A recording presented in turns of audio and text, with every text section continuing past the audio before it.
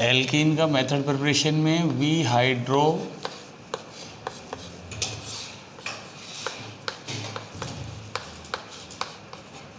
हैलोजेनीकरण, we hydro हैलोजेनीकरण जिसका मतलब है डीहाइड्रो हैलोजिनेशन। वी हाइड्रो हैलोजेनीकरण जिसका मतलब है डीहाइड्रो हैलोजिनेशन। नेम से ही पता लग रहा है डीई, डीई का मतलब है हटाना, हाइड्रो हाइड्रोजन को और हैलोजन को। वी हाइड्रो हैलोजनीकरण का अर्थ है हाइड्रोजन व हैलोजन को हटाना। अब ये किसमें से हटाएंगे? जब एल्किल हैलाइड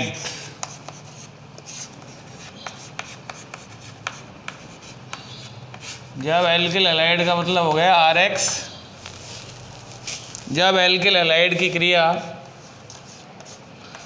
जब भी एल्कोहलिक KOH आता है, ध्यान रखने की बात है जलीय KOH से तो OH जुड़ता है, और एल्कोहलिक KOH जब भी आता है तो हाइड्रोजन व हैलोजन हटती है।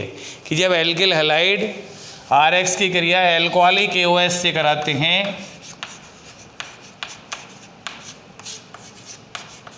तो बीटा हाइड्रोजन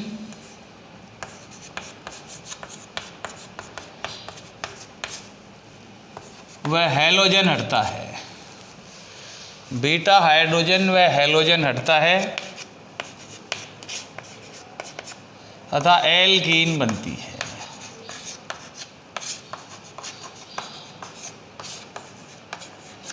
जिसे वी हाइड्रो हैलोजनीकरण कहते हैं।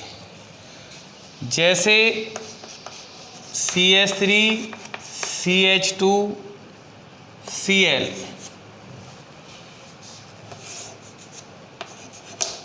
एल्कोहलिक KOH,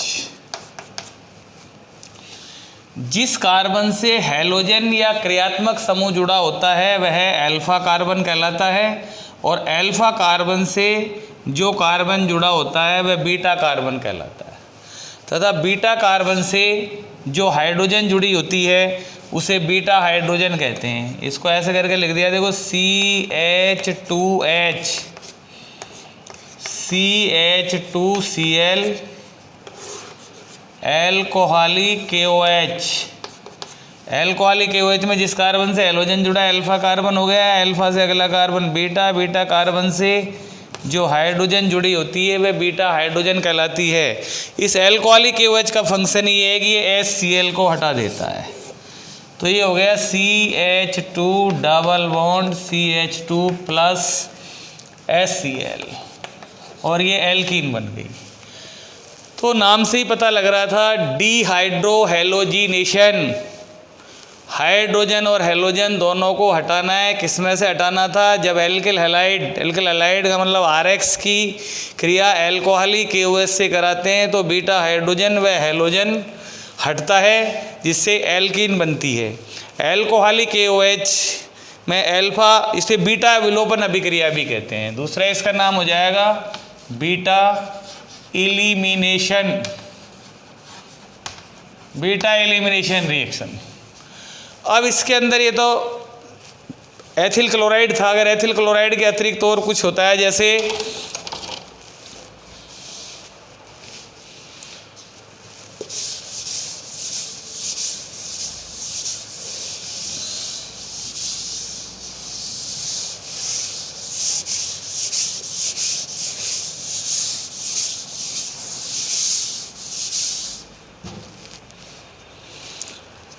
यहाँ जैसे हमने लिख दिया CH3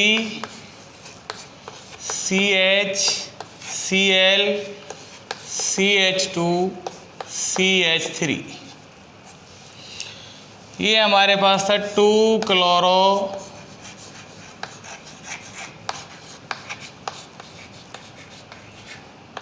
2 क्लोरोब्यूटेन। इस 2 क्लोरोब्यूटेन के अंदर जिस कार्बन से हैलोजन जुड़ रहा है वह अल्फा कार्बन हो गया, अल्फा से अगला ये बीटा कार्बन, और ये भी क्या हो गया, बीटा कार्बन है। अब इसके अंदर हमने क्या किया, एल्कोहलिक KOH से क्रिया करा रहे हैं। एल्कोहलिक KOH, एल्कोहलिक KOH का मतलब हो जाएगा एक तो हैलोजन को हटाना है, एक हाइड्रोजन को। तो अब ये हाइड्रोजन यहाँ से एक संभावना तो है कि ये दोनों में फ़र्क कर दिया, बीटा बीटा डैश रख दिया। जब ये H और ये Cl निकलता है तो ये क्या हो जाएगा, CH3 CH double bond CH CH3 CH3 CH double bond CH CH3, ये तो हो गए 2 ब्यूटीन। एक संभावना ये थी कि ये जो HCl निकला है ये इस कार्बन का हाइड्रोजन निकल जाए, यहाँ से हट जाए।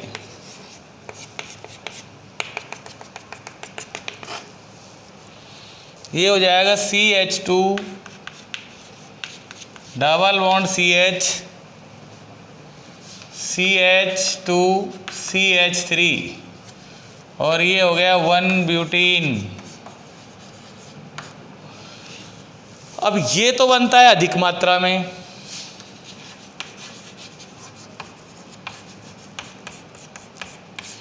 और ये वाला बनता है कम मात्रा में। अधिक कम का कैसे पता लगा, इसकी एग्जैक्ट जो प्रतिशतता है वो ये तो बनती है 81%, और ये बनती है 19%।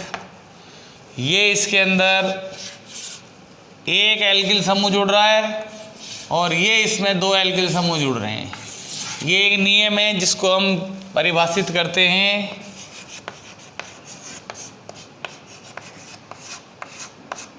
सैड-जैफ रूल।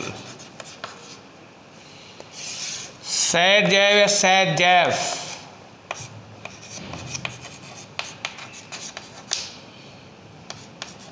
सैड-जैफ नियम भी बहुत आसान है। छोटा सा नियम दिया है कि वह एल्कीन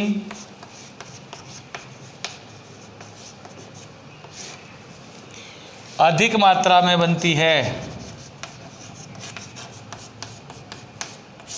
वह एल्कीन अधिक मात्रा में बनती है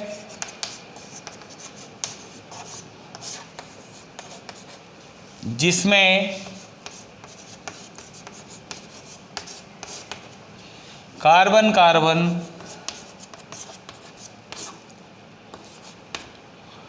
द्विबंध से, वह एल्कीन अधिक मात्रा में बनती है जिसमें कार्बन कार्बन द्विबंध से अधिक प्रतिस्थापी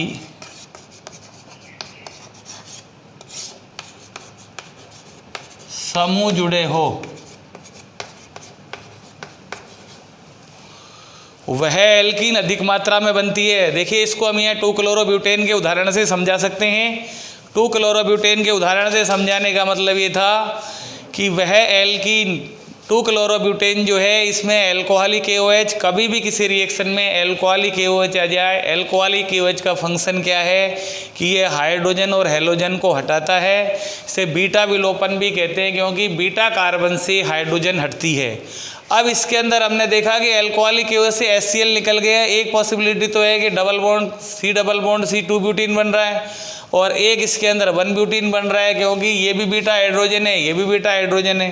तो सैड-जैफ सर ने ये बात बताई कि वह एल्कीन अधिक मात्रा में बनती है जिसमें कार्बन कार्बन डबल बॉन्ड से अधिक प्रतिस्थापी समूह जुड़े हुए हो। अब ये 2 ब्यूटीन है, ये अधिक मात्रा में बन रही है क्योंकि इस 2 ब्यूटीन के अंदर एक मैथिल समूह है, एक मैथिल समूह हो गए, इसमें तो क्या हो गए 2 मैथिल समूह हो गए, 2 CH3 समूह जुड़े हैं। 2 CH3 समूह जुड़े होने के कारण ये अधिक मात्रा में बनती है। और ये CH2 डबल बॉन्ड CH में ये एक ही ग्रुप जुड़ा हुआ है, एक C2H5 ग्रुप जुड़ा है, एक C2H5 जुड़े होने के कारण ये कम मात्रा में बनती है। अब इस विलोपन अभिक्रिया को ही 2 प्रकार से हम लिखते हैं। तो पहले ये तो सैड-जैफ में वो एल्कीन अधिक मात्रा में बनती है इसमें कार्बन कार्बन डबल बॉन्ड से अधिक प्रतिस्थापी समूह जुड़े हो।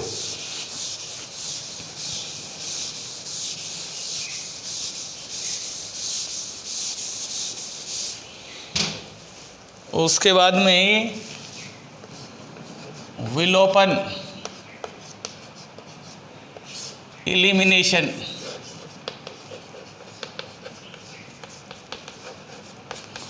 विलोपन या एलिमिनेशन अभिक्रिया है, ये दो प्रकार की होती है। फर्स्ट नंबर पे तो E1 A2।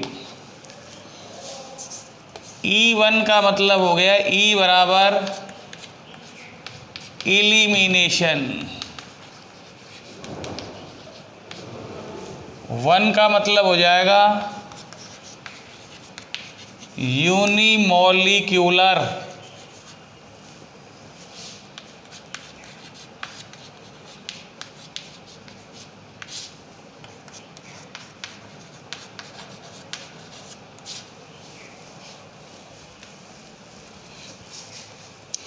यूनिमॉलिक्यूलर रिएक्शन का मतलब ये हो गया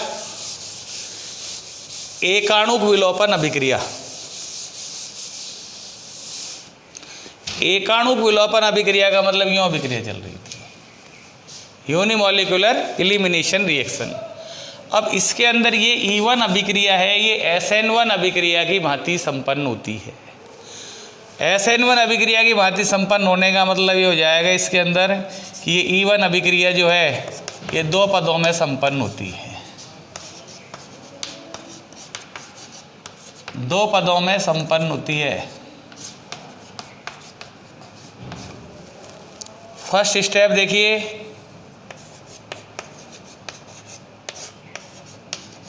प्रथम पद में क्या होता है, एल्किल जो हैलाइड है, प्रथम पद में एल्किल हैलाइड का हीट्रोलाइसिस होता है। प्रथम पद में एल्किल हैलाइड का विस्मांस विखंडन हीट्रोलाइसिस होता है, जिससे कार्बोनियम आयन बनता है, जिससे कार्बोनियम आयन बनता है। अब देखिए ये जो कार्बोनियम आयन बनता है, प्रथम स्टेप के अंदर हम क्या करते हैं इसे कि 3 डिग्री हैलाइड है, 3 डिग्री RH आसानी से दर्शाते हैं। एक बार पुनः देखिए, E1 अभिक्रिया है वो SN1 अभिक्रिया की भांति संपन्न होती है। प्रथम स्टेप में प्रथम पद में एल्किल हैलाइड है, उसका हीट्रोलाइसिस होता है। हीट्रोलाइसिस का मतलब है जब बंध इस प्रकार टूट जाएं कि बंध के दोनों इलेक्ट्रॉन एक ही परमाणु पर चले जाएं, इस प्रकार के विखंडन को विस्मांस विखंडन कहते हैं। और विस्मांस विखंडन जब हो रहा है इसमें कार्बोनियम आयन बनता है। अब इसको 3 डिग्री एल्किल हैलाइड जो है, तृतीयक एल्किल हैलाइड आसानी से दर्शाते हैं। तो विलोपन में क्या करेंगे देखिए,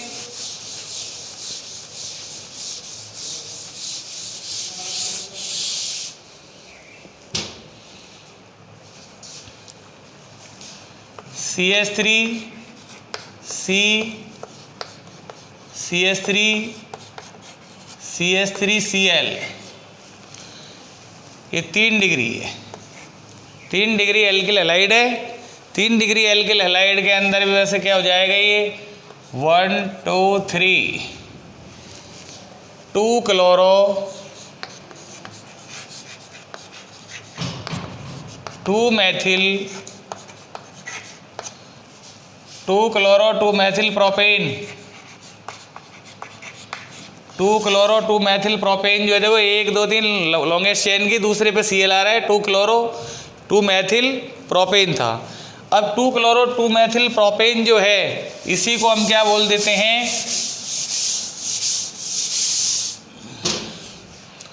तृतीयक ब्यूटिल, तृतीयक ब्यूटिल क्लोराइड, तृतीयक ब्यूटिल क्लोराइड। अब इसके अंदर हमने लिखा है विस्मांस विखंडन हीट्रोलाइसिस क्यों हो रहा है इसके अंदर, कि ये कार्बन परमाणु था, कार्बन की इलेक्ट्रोनेगेटिविटी 2.5 है, क्लोरीन की इलेक्ट्रोनेगेटिविटी 3 है। पॉलिंग सर ने बताया था जिनकी इलेक्ट्रोनेगेटिविटी ज़्यादा उस पर नेगेटिव चार्ज और कम वाले पे पॉजिटिव चार्ज आ जाता है। अब ये बॉन्ड के दोनों इलेक्ट्रॉन हैं वो बॉन्ड के मध्य में नहीं रह पाते हैं, बल्कि Cl की तरफ ज़्यादा खींचे होते हैं, ये ऐसे करके हीट्रोलाइसिस हैपेंड हो जाता है। तो अब ये क्या हो जाएगा, देखो CH3 CH3 CH3 plus plus Cl minus, और ये बन गया कार्बोनियम आयन। ये था कार्बोनियम आयन। इस कार्बोनियम आयन के अंदर ये पहला स्टेप है वो स्लो होता है। पहला पद धीमी गति से संपन्न होने के कारण इसे रेट डिटरमिंग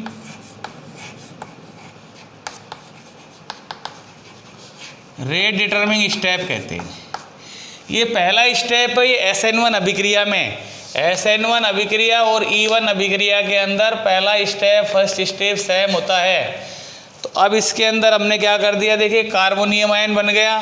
अब इस कार्बोनियम आयन के अंदर फर्स्ट SN1 अभिक्रिया अगर होती तो इसमें नाभिक स्नेही का अटैक कराते, और SN1 अभिक्रिया में नाभिक स्नेही का अटैक रेशिमराइजेशन होता है। रेशिमराइजेशन का मतलब इस कार्बोनियम आयन पर नाभिक स्नेही के अटैक होने की पॉसिबिलिटी है वह दोनों तरफ से 50-50% होती है। लेकिन E1 में क्या हो जाएगा, देखिए ये CH3 था, इसको क्या लिख दिया हमने CH2H CH3 plus carbonium ion था प्लस, इसके साथ में सेकंड स्टेप है नाभिक स्नेही का अटैक किया। नाभिक स्नेही के अंदर C2H5 माइनस C2H5ONA लिख देते हैं।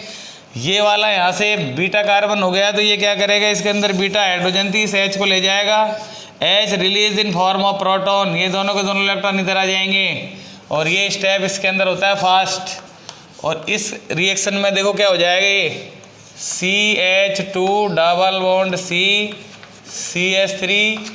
CH3 प्लस ये क्या हो गया C2H5OH निकल जाता है, अल्कोहल निकल जाएगा, ये हो गया ब्यूटीन बन गई है। इसको हम सामान्य भाषा में बोल देते हैं आइसोब्यूटिलीन। ये आइसोब्यूटिलीन हो गई। तो इलिमिनेशन रिएक्शन है वो सेकंड स्टेप के ऊपर इसमें डिफरेंस आ जाता है। फर्स्ट स्टेप तो SN1 E1 एक दूसरे की प्रतिद्वंदी अभिक्रिया होती है। सेकंड स्टेप के अंदर C2H5O माइनस H को निकाल करके और आइसोब्यूटिलीन बना देता है। तो ये तो थी इसकी E1 अभिक्रिया।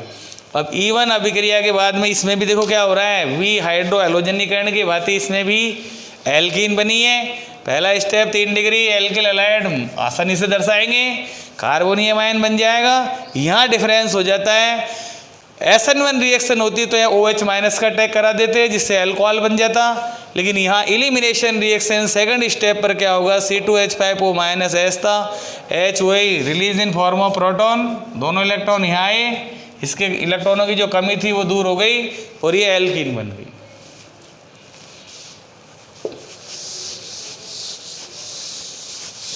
इसके बाद देखिए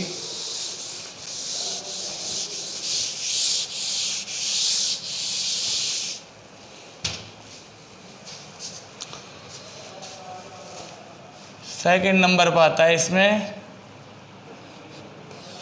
A2 रिएक्शन। A2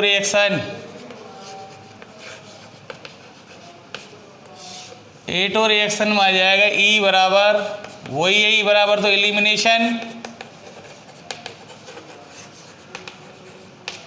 इलिमिनेशन का मतलब विलोपन,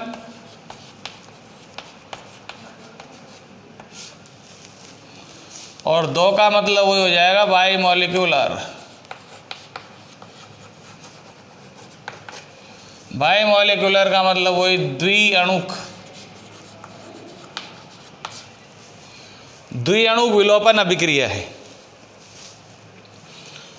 विलोपन नाम आते ही हमें पता लग रहा है कि इसमें कुछ ना कुछ मॉलिक्यूल्स जो हैं वो एलिमिनेट होंगे।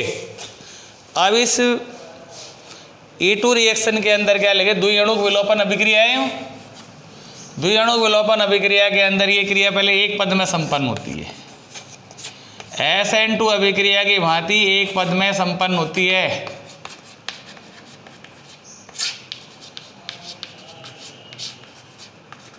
एक पद में संपन्न होने के अंदर इसके अंदर क्या होता है कि जैसे 2 ब्रोमो जब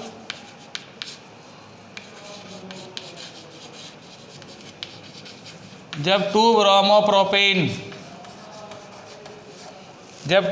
प्रोपेन की क्रिया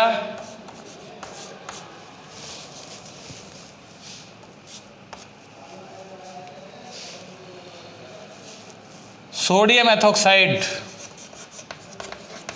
C2H5O Na+ से कराते हैं तो बीटा हाइड्रोजन का विलोपन होता है।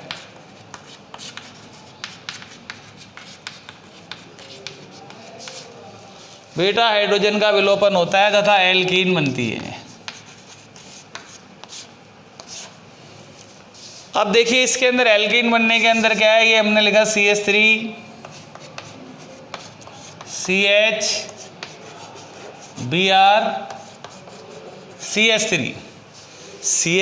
CHBr CH3 का मतलब ये क्या था, 2 ब्रोमो प्रोपेन है।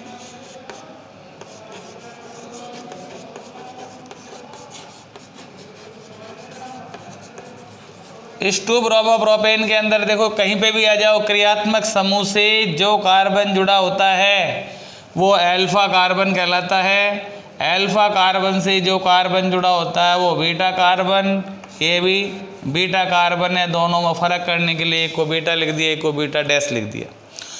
अब इसके अंदर क्या होता है, CH3 को देखो भाई, ये तो 2 ब्रोमो प्रोपेन था, इस 2 ब्रोमो प्रोपेन को हमने क्या लिख दिया, ये CH2H,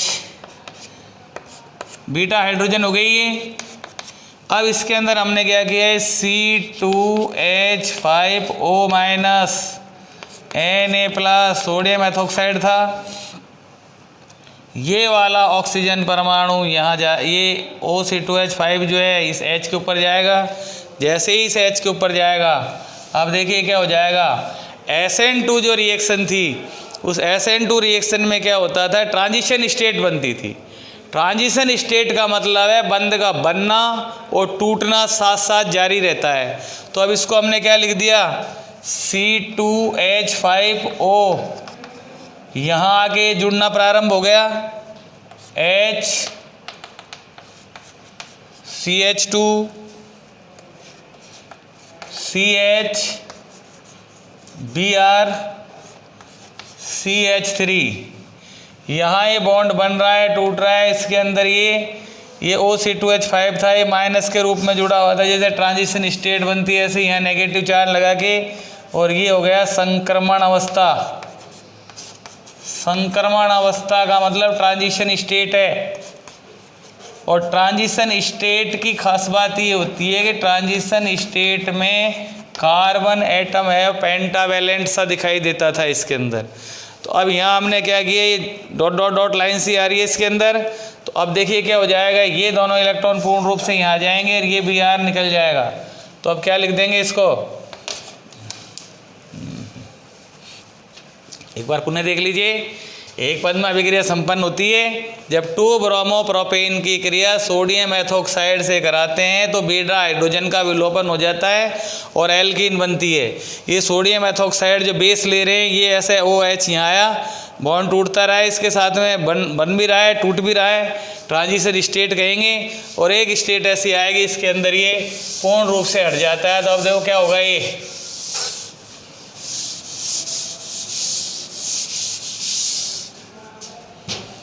यहाँ देखिए एरो के बाद में यहाँ लगाना है CH2 double bond CH3 plus Br minus plus C2H5OH। अब ये पहले स्टेप के अंदर यहाँ जो ये Na था, इस Na को लिख देंगे तो क्या हो जाएगा, Na प्लस Br माइनस। चाहो तो यहाँ पे भी इसको क्या लिख सकते हैं, Na प्लस लगा सकते हैं, संक्रमण अवस्था में जो बन रहा है। तो ये हमारे पास में प्रोपीन बन गई। और ये भी कैसे संपन्न हुई है, SN2 अभिक्रिया की भांति संपन्न होती है। लेकिन ध्यान रहे, SN2 अभिक्रिया के अंदर नाभिक स्नेही का जो अटैक होता है वो इन्वर्जन होता है। इन्वर्जन का मतलब प्रतिपन्न होता है, प्रतिपन्न का मतलब बैक साइड अटैक होता है, हैलोजन के विपरीत दिशा में उसका अटैक कराते हैं। बंध का बनना और टूटना साथ साथ जारी रहता है, अंत में हैलाइड आयन पूर्ण रूप से दूर हट जाते हैं। तो ये इसके अंदर E1 और E2 अभिक्रिया विलोपन अभिक्रिया के अंदर थी।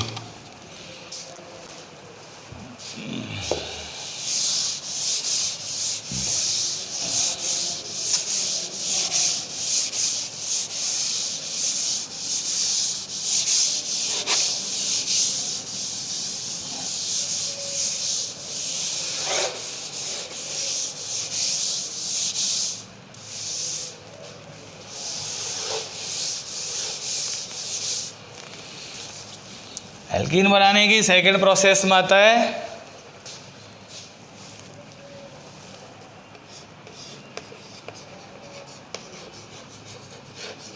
Dehydration of alcohol.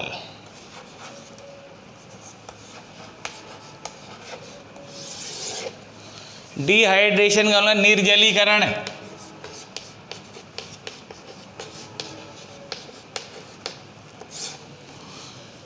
एल्कोहलों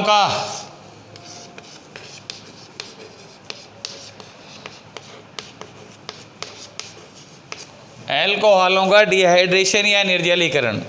देखो कई अभिक्रिया जैसे लिख रहे हैं, इनमें खुद में ही अपन बोलते हैं तो अर्थ निकल जाता है। एल्कोहलों का निर्जलीकरण, एल्कोहल में से जल को निकालना है और निर्जली कारक के रूप में जो पदार्थ प्रयुक्त करते हैं वो हमेशा कहीं देख लीजिए आप रिएक्शन में, जब भी सांद्र H2SO4 आता है, सांद्र H2SO4 आने का मतलब है कि इसमें से जल का अणु इलिमिनेट होगा। अगर तनु H2SO4 आता है तो जल का अणु जुड़ता है, उसके अंदर हाइड्रेशन होता है। ये डिहाइड्रेशन है तो इसमें लिख देंगे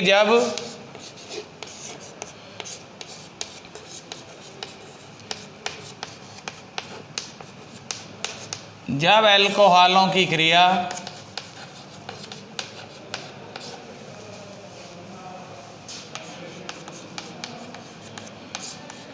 सांद्र H2SO4, जब एल्कोहलों की क्रिया सांद्र H2SO4 या H3PO4, ये भी निर्जलीकारक पदार्थ होता है, H3PO4 हो गया। अब इस H3PO4 के साथ में यहाँ हमने इसमें लिख दिया alumina Al2O3, सांद्र H2SO4 H3PO4 alumina है। ये निर्जली कारक होते हैं कि जब एल्कोहलों की क्रिया सांद्र H2SO4 H3PO4 फास्फोरिक एसिड बोलते हैं इसको, फास्फोरिक एसिड, फास्फोरिक अम्ल की उपस्थिति में कराते हैं या एलुमिना की उपस्थिति में कराते हैं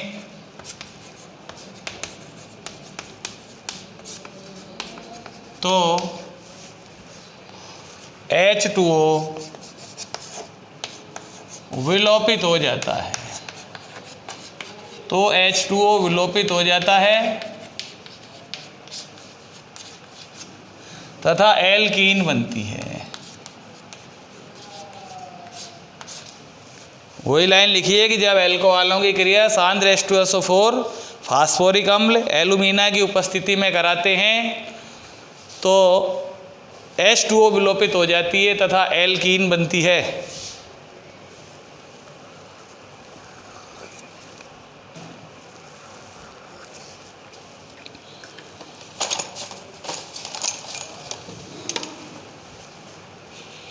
अब देखिए इसके अंदर, इसमें भी वही बीटा एलिमिनेशन हो जाता है। जैसे ये था हमारे पास में, एक छोटा एग्जाम्पल लेके लिख रहे हैं CH3CH2OH एल्कोहल है। इस पर जैसे ही हमने यहाँ लिखा कंसंट्रेट सांद्र H2SO4, सांद्र H2SO4 की उपस्थिति में क्या हो जाएगा CH2 double bond CH2 plus H2O, ये एल्कीन बन गई। अब इस एल्कोहलिक KOH में देखो, जब भी सांद्र H2SO4 आ गया क्या हो गया, H2O एलिमिनेट हो गया। अब H2O एलिमिनेट होने के बाद अब इसमें हम लेकिन क्या है, इसकी मैकेनिज्म पूछते हैं मैकेनिज्म में देखिए कैसे लिखेंगे इसको, डिहाइड्रेशन ऑफ अल्कोहल था,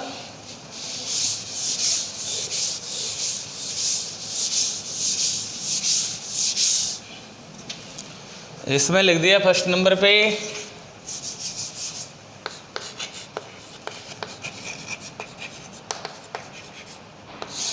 मैकेनिज्म, क्रियाविधि,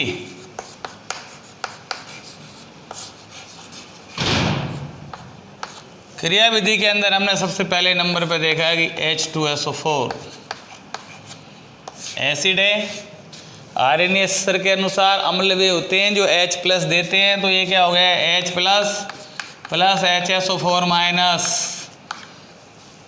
अम्लों का राजा है, किंग ऑफ केमिस्ट्री के नाम से जानते हैं इसको। अब देखिए इसके अंदर क्या होगा, पहले स्टेप में तो H2SO4 हो गया, कैटलिस्ट का कार्य कर रहा है, वापस हमको H प्लस को निकालना था। सेकंड स्टेप में क्या हो जाएगा, CH3 CH2OH,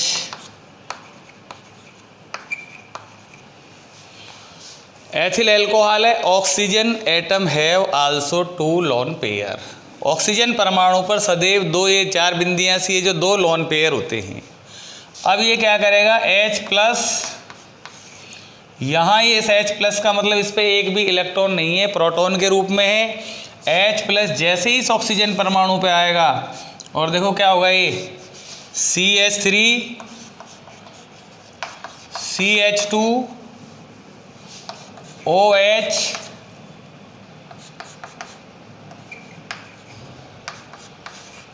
CH3 CH2OH, H oxygen के ऊपर प्लस चार्ज आ गया, इसको हम बोलते हैं प्रोटोनेटेड अल्कोहल।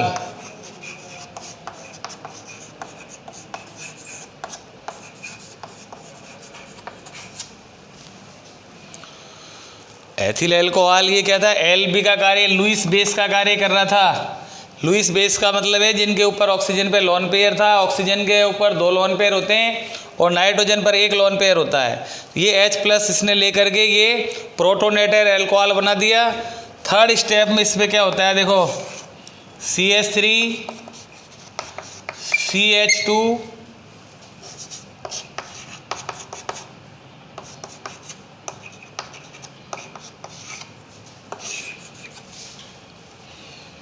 ये ऑक्सीजन के ऊपर 2 लोन पेयर रहते हैं, ऑक्सीजन में प्लस चार्ज, हीट्रोलाइसिस हो जाता है। क्यों हो गया इसके अंदर हीट्रोलाइसिस, उसका रीजन ये है कि oxygen is highly electronegativity, so it can not bear the positive charge and heterolysis happen.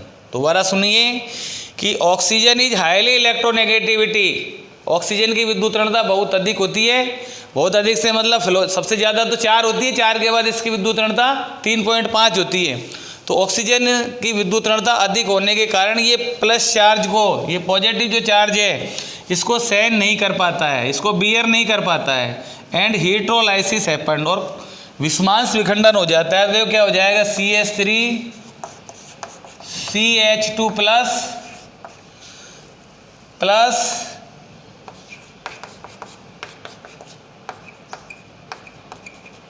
1 degree हो गया, ये कार्बोनियम आयन बन गया।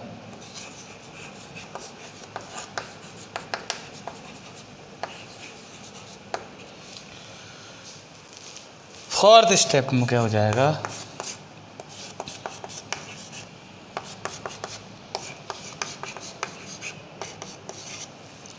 ये CH3 CH2 जो प्लस चार्ज था ये क्या कर देगा, ये H release in form of proton,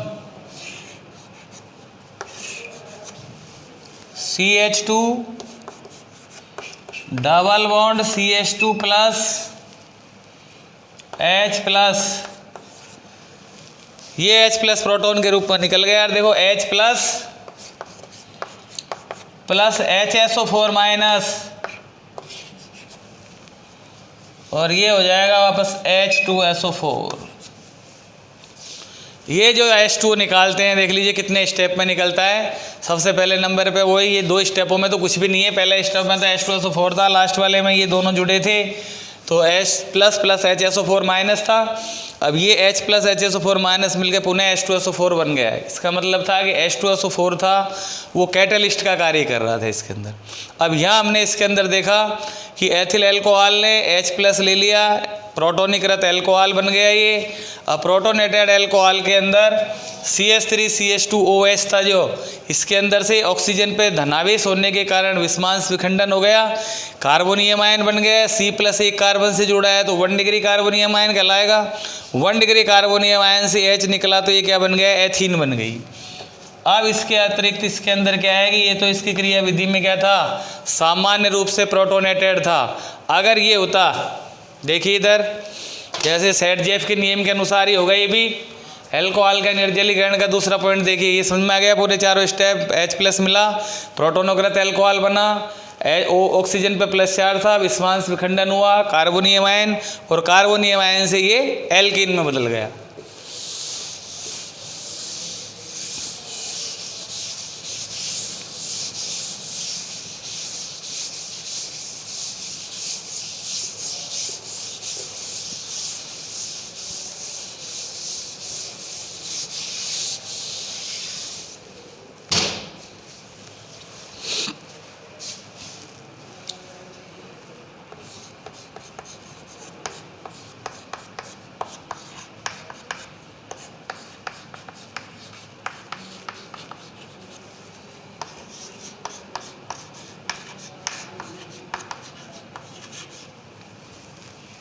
two butanol है ये। अब 2 ब्यूटेनॉल पे भी एक कंसंट्रेट H2SO4 लिख दिया।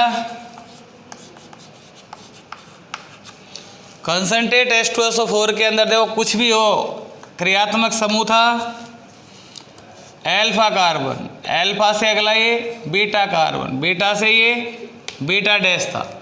अब इसको हमने देखा है 2 ब्यूटेनॉल में यहाँ कि एक बार तो ये H और ये OH निकल सकता है, एक बार ये H और ये OH निकल सकता है। तो क्या बन जाएगा इसमें भी देखो, C जब ये यहाँ से हटता है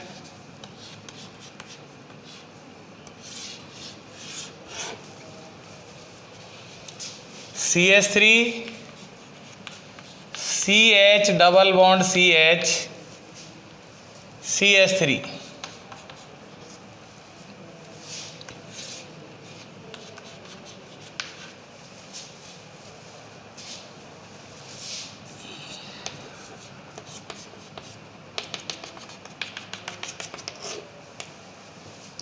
CH2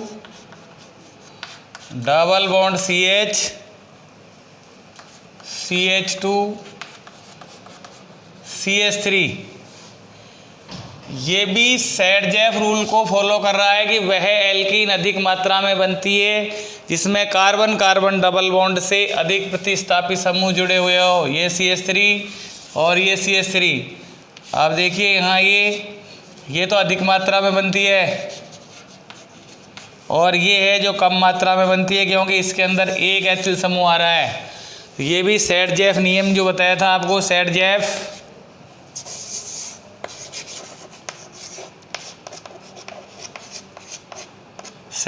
रूल के अनुसार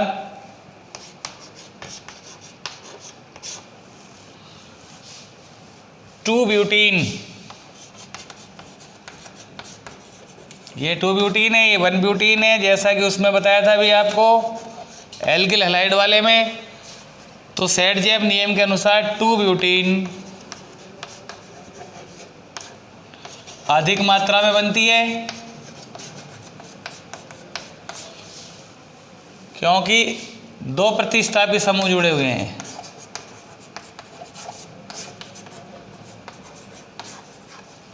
और 1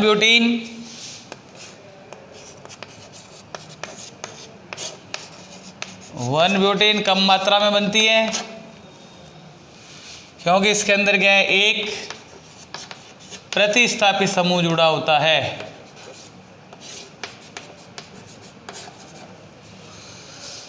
टू ब्यूटीन अधिक मात्रा में, 2 प्रतिस्थापी समूह जुड़े हुए इसके अंदर, और इसके अंदर एक प्रतिस्थापी समूह जुड़ा हुआ है। 1 ब्यूटीन कम मात्रा में बनता है, इसमें एक प्रतिस्थापी समूह जुड़ा हुआ है।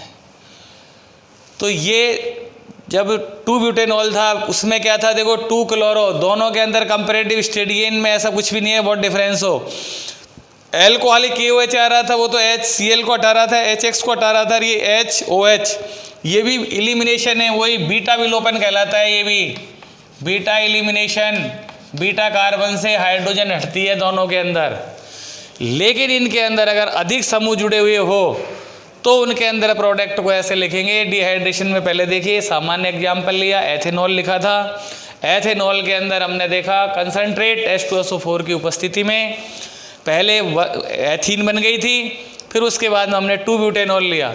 2 ब्यूटेनॉल होने के बाद में हमने देखा कि इसमें 1 ब्यूटेन और 2 ब्यूटेन बन रही है। 1 ब्यूटेन और 2 ब्यूटेन है वो सेडजेफ नियम के अनुसार बनती है। सेडजेफ नियम के अंदर एक लाइन का नियम है केवल कि वह एल्कीन अधिक मात्रा में बनती है जिसमें कार्बन कार्बन डबल बॉन्ड से अधिक प्रतिस्थापित समूह जुड़े हुए हो, और इसमें कम बनती है, इसके अंदर एक प्रतिस्थापित समूह जुड़ रहा था।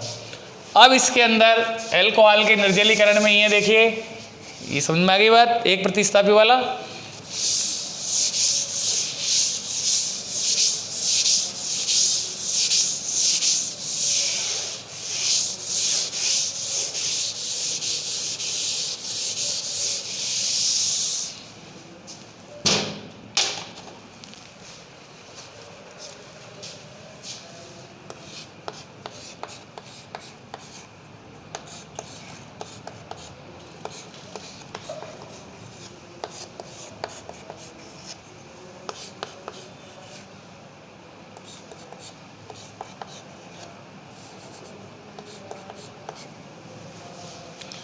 ये भी एल्कोहल है, इसके अंदर देखो मैथिल शिफ्ट होता है इस प्रोडक्ट में। इधर देख लीजिए, पहले इसका देखा नोमेनक्लेचर, एक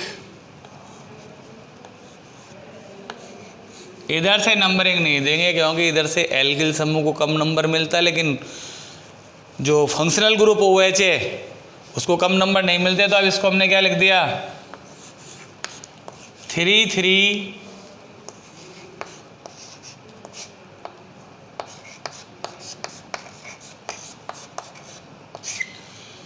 3 डाइमेथिल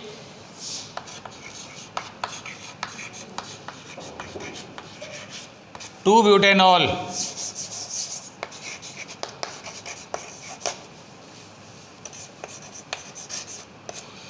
थ्री डाइमेथिल 2 ब्यूटेनॉल है।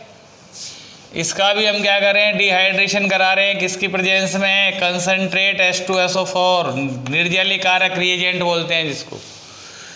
तो एक संभावना तो देखो इसके अंदर क्या हो रही है कि एक H यहाँ से और OH यहाँ से निकल जाए तो प्रोडक्ट क्या बन जाएगा,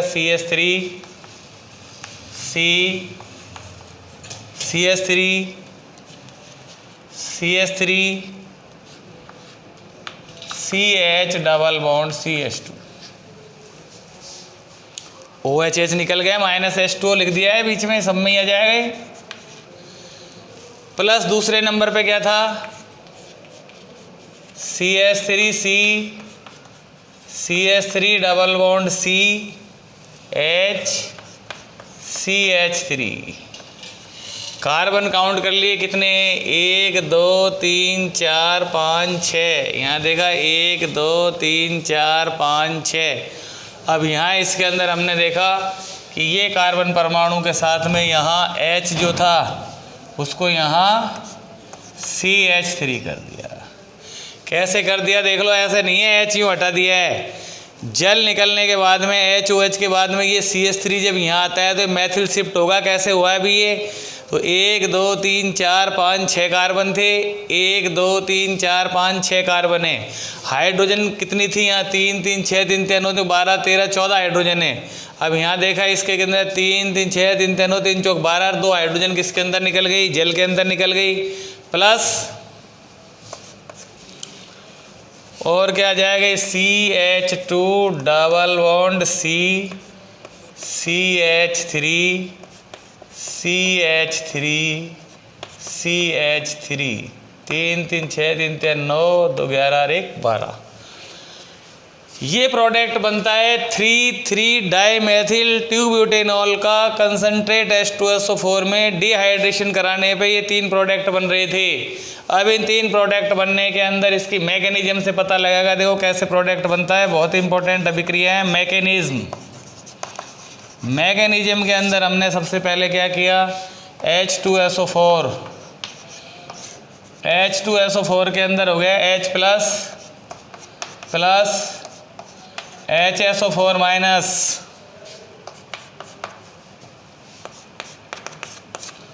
सेकंड स्टेप पे देखिए CH3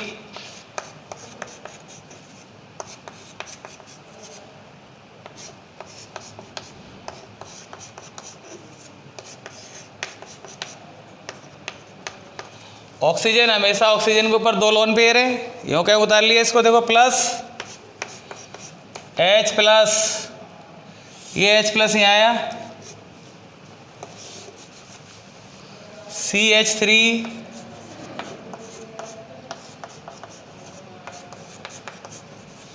CH3 यहाँ तक तो कोई प्रॉब्लम थी नहीं है, तो यूँ कहीं जुड़ा हुआ था CH OHH 2 बिंदी रे प्लस चार्ज और यहाँ CH3।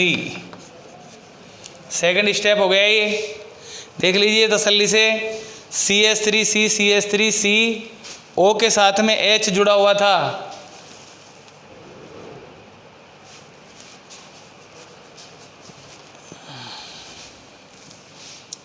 OHH CH3 हो गया। अब देखिए इसके बाद थर्ड स्टेप,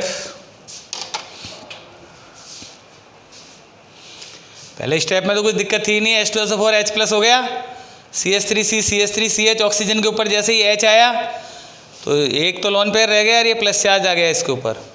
अब देखिए थर्ड स्टेप में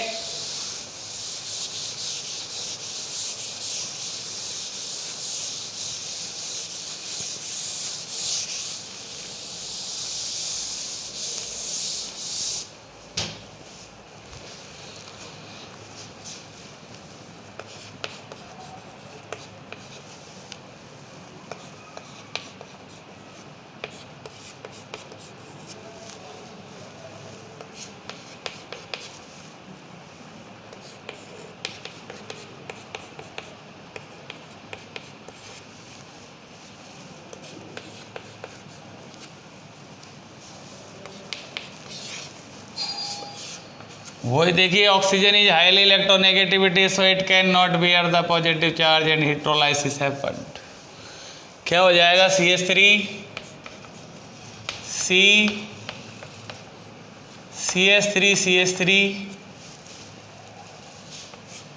CH